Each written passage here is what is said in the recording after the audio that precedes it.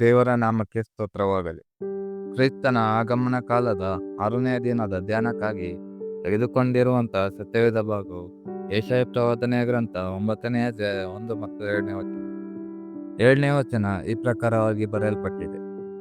ಕತ್ತಲೆಯಲ್ಲಿ ಸಂಚರಿಸಿದ ಜನರಿಗೆ ದೊಡ್ಡ ಬೆಳಕು ಕಾಣಿಸಿತು. ಕರಗತ್ತಲಾದ ದೇಶದಲ್ಲಿದ್ದವರಿಗೆ ಪ್ರಕಾಶವು ಹೊಳೆಯಿತು. BC 8ನೇ ಶತಮಾನದಲ್ಲಿ ದೊಡ್ಡ ಪ್ರವಾದಿಗಳಲ್ಲಿ ಒಬ್ಬನಾದ ಯೆಶಾಯನು ಯೆಹೂದ್ಯ ಮತ್ತು ಯೆರೂಸಲೇಮ್ ದೇಶದ ಕುರಿತಾಗಿ ಮಾಡಿದ ಪ್ರವಾದನೆಯಾಗಿದೆ ಯೆಶಾಯ ಪ್ರವಾದನೆ ಗ್ರಂಥ. ನಾವು ಧ್ಯಾನಕ್ಕೆ ತೆಗೆದುಕೊಂಡಿರುವಂತಹ 9ನೇ ಅಧ್ಯಾಯ ಶಾಂತಿದಾಯಕನಾದ ಮಸಿಹನು ಬೆಳಕಾಗಿ ಈ ಲೋಕಕ್ಕೆ ಬರ್ತಾನೆ. ಅವನು ಕತ್ತಲೆಯ ಅನುಭವದಲ್ಲಿರುವ ಜನರಿಗೆ ಬೆಳಕಾಗಿಯೂ ಕರಗತ್ತಲಿನ ಅನುಭವದಲ್ಲಿರುವವರಿಗೆ ಪ್ರಕಾಶವಾಗಿ ಹೊಳೆಯುತ್ತಾನೆ. ದೈವಿಕವಾದ ಈ ವಾಗ್ದಾನಗಳ ಪೂರ್ತೀಕರಣವಾಗಿವೆ ಕ್ರೈಸ್ತ ಜಯಂತಿ ಆಚರಣೆ. ಈ ಭಾಗದಿಂದ ಒಂದು ವಿಷಯ ಮಾತ್ರ ನಾನು ನಿಮ್ಮ ನೆನಪಿಗೆ ತರಲಿಕ್ಕೆ ಇಷ್ಟಪಡುತ್ತೇನೆ. ಅದೇನೆಂದರೆ, ಕ್ರಿಸ್ತನು ಬೆಳಕಾಗಿರುವ ಹಾಗೆ ನಾವು ಬೆಳಕಾಗಿರಬೇಕು. BC 8ನೇ ಶತಮಾನದಲ್ಲಿ ಪ್ರವಾದಿಯಾದ ಯೆಶಾಯನಿಗೆ ಉಂಟಾದ ದೈವದರ್ಶನ 2024 ವರ್ಷಗಳ ಹಿಂದೆ ಯೇಸು ಕ್ರಿಸ್ತನ ಜನನದಲ್ಲಿ ನೆರವೇರಲಾಗಿತ್ತು.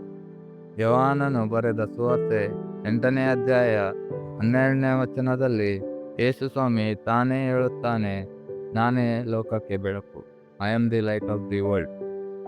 ಅದೇ ಕ್ರಿಸ್ತನು ಪರ್ವತದ ಮೇಲೆ ಮಾಡಿದ ಪ್ರಸಂಗದಲ್ಲಿ ಮತ್ತಾಯನು ಬರೆದ ಸುವಾರ್ತೆ 5ನೇ ಅಧ್ಯಾಯ 14ನೇ ವಚನದಲ್ಲಿ ಕ್ರಿಸ್ತನು ಆತನ ಮಕ್ಕಳಾದ ನಮಗೆ ಹೇಳುತ್ತಿದ್ದಾನೆ, ನೀವು ಲೋಕಕ್ಕೆ ಬೆಳಕು, you are the light of the world. ಅಪೊಸ್ತಲನಾದ ಪೌಲನು ಫಿಲಿಪ್ಪಿಯರಿಗೆ ಬರೆದ ಪತ್ರಿಕೆಯಲ್ಲಿ ನಾವೆಲ್ಲಿ ಪ್ರಕಾಶ ಕೊಡಬೇಕು ಎಂಬುದಾಗಿ ವಿವರಿಸುತ್ತಾನೆ. ಅಲ್ಲಿ ಈ ಪ್ರಕಾರವಾಗಿ ಬರೆಯಲ್ಪಟ್ಟಿದೆ, ನೀವು ನಿರ್ದೋಷಿಗಳು, ಯಥಾರ್ಥ ಮನಸ್ಸುಳ್ಳವರಾಗಿದ್ದು ವಕ್ರಬುದ್ಧಿಯುಳ್ಳ ಮೂರ್ಖ ಜಾತಿಯ ಮಧ್ಯದಲ್ಲಿ ಹೊಳೆಯುವ ಜ್ಯೋತಿರ್ಮಂಡಗಳಂತೆ ಜೀವಿಸಬೇಕು. ಕತ್ತಲೆ ಅನುಭವದಲ್ಲಿರುವಂಥ ಒಂದು ಲೋಕದಲ್ಲಿ ನಾವು ಜೀವಿಸುತ್ತಿರುವುದು. ಈ ಕಾಲದಲ್ಲಿ ನಾವು ಒಂದೊಂದು ದಿನ ಅನ್ಯಾಯ, ಅತ್ಯಾಚಾರ, ಅಧರ್ಮ, ಕೊಲೆ ಮತ್ತು ಅನೇಕ ಕೆಟ್ಟ ಕೆಲಸಗಳು ನಾವು ನಮ್ಮ ಕಣ್ಣಾರೆ ನೋಡುತ್ತಿರೋದು ಮತ್ತು ಮಾಧ್ಯಮದಲ್ಲಿ ನಾವು ನೋಡುತ್ತಾ ಇದ್ದೇವೆ, ಓದುತ್ತಾ ಇದ್ದೇವೆ. ಇಂಥ ಒಂದು ಕಾಲದಲ್ಲಿ ಅನೇಕರನ್ನು ಕತ್ತಲೆ ಅನುಭವದಿಂದ ಬೆಳಕಿನ ಕಡೆಗೆ ನಡೆಸಲು ಯೌವನಸ್ಥರಾದ ನಮಗೆ ಸಾಧ್ಯವಾಗಬೇಕು. ಅದು ಹೇಗೆ ಸಾಧ್ಯ?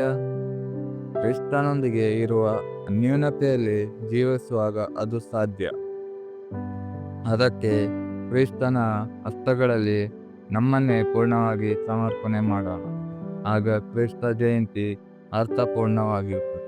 ಅದಕ್ಕೆ ದೇವರು ನಮಗೆ ಸಹಾಯ ಮಾಡಲಿ. ಪ್ರಾರ್ಥನೆ ಮಾಡೋಣ. ದೇವರಾದ ಕರ್ತನೇ, ಅಸತ್ಯದಿಂದ ಸತ್ಯದ ಕಡೆಗೂ ಕತ್ತಲೆಯದಿಂದ ಬೆಳಕಿನ ಕಡೆಗೂ ನಡೆಯಲು ಮತ್ತು ನಡೆಸಲು ನಮಗೆ ಸಹಾಯ ಮಾಡಬೇಕೆಂದು ಕರ್ತನಾದ ಯೇಸು ಕ್ರಿಸ್ತನಲ್ಲಿ ಬೇಡಿಕೊಳ್ಳುತ್ತೇವೆ. ಆಮೆನ್.